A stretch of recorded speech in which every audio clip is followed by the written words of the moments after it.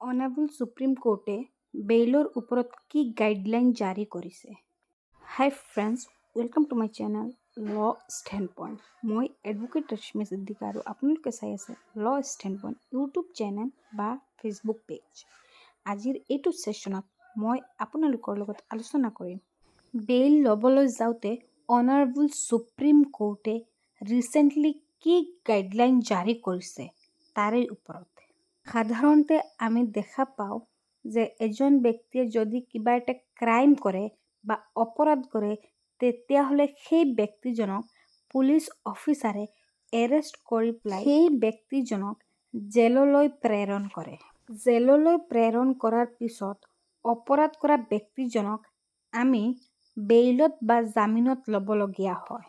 Crime বা অপৰাধ কৰা ব্যক্তিজন যিহেতু জেললৈ প্ৰেৰণ কৰা হৈছে, গতিকে বেইল বা জামিন এপ্লাই কৰাটো সেই ব্যক্তিজনৰ এটা মৌলিক অধিকাৰ হৈ পৰিছে। স্পেচিফিকেলি এৰেষ্ট কৰা ব্যক্তিজনে কেনেকুৱা ধৰণৰ ক্ৰাইম বা অপৰাধ কৰিছে, বেইল বা জামিনত যোৱাটো তাৰেই ওপৰত ডিপেণ্ড কৰিব।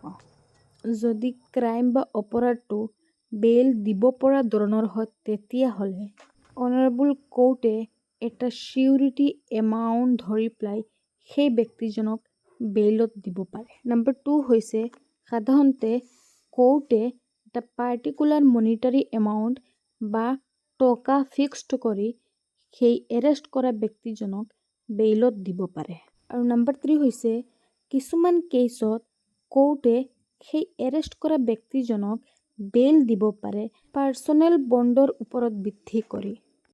এতিয়া হৈছে নন বেইলেবল অফেন্স বা অপৰাধ।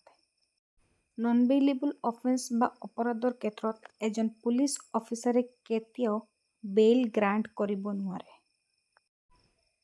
এজন এৰেষ্ট কৰা ব্যক্তিক বেইল দিয়াৰ ডিচিশ্যনটো একমাত্ৰ জুডিচিয়েল মেজিষ্ট্ৰেট বা জাজেহে ল'ব পাৰে। গতিকে অফেন্স বা অপৰাধ কৰা ব্যক্তিজনক প্ৰথমে ইনভেষ্টিগেশ্যন অফিচাৰে এৰেষ্ট কৰিব লাগিব আৰু এৰেষ্ট কৰাৰ পিছতহে উইদিন 24 ঘণ্টাৰ ভিতৰত ইনভেষ্টিগেশ্যন অফিচাৰে এৰেষ্ট কৰা ব্যক্তিজনক জুডিচিয়েল মেজিষ্ট্ৰেট বা জজৰ সন্মুখত প্ৰডিউচ কৰিব লাগিব। তাৰ পিছতহে এজন এৰেষ্ট কৰা ব্যক্তিয়ে বা অপৰাধ কৰা ব্যক্তিয়ে বেইল এপ্লাই কৰিব পাৰিব। এতিয়া কথাটো হৈছে বেইলৰ ক্ষেত্ৰত বা এজন এৰেষ্ট কৰা ব্যক্তিৰ ক্ষেত্ৰত অনাৰেবল সুপ্ৰিম কোৰ্টে কি গাইডলাইনছ জাৰি কৰিছে।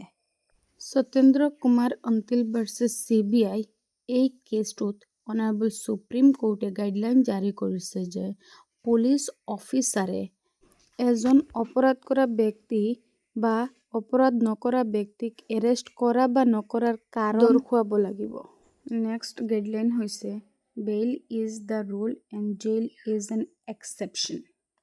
কাৰণ আৰ্টিকল 21 অফ ইণ্ডিয়ান কনষ্টিটিউশ্যনত স্পষ্টকৈ উল্লেখ আছে কোনো ব্যক্তি তাৰ পাৰ্চনেল লাইফ আৰু লিবাৰ্টিৰ পৰা আঁতৰত থাকিব নোৱাৰে যদি ভাৰতৰ আইনত বাধ্য নকৰায়। ফ্ৰেণ্ডছ, এই ক্ষেত্ৰত মই আপোনালোকক এটা কথা জনাই থ'ব বিচাৰোঁ, যদি এজন ব্যক্তিক এৰেষ্ট কৰাৰ পিছত পুলিচে মিছবিহেভ কৰে তেতিয়াহ'লে সেই এৰেষ্ট কৰা ব্যক্তিজনক এটা অপৰচুনিটি পায় যে অনাৰেবল জুডিচিয়েল মেজিষ্ট্ৰেট বা জাজৰ সন্মুখত কমপ্লেইন দাখিল কৰিবলৈ।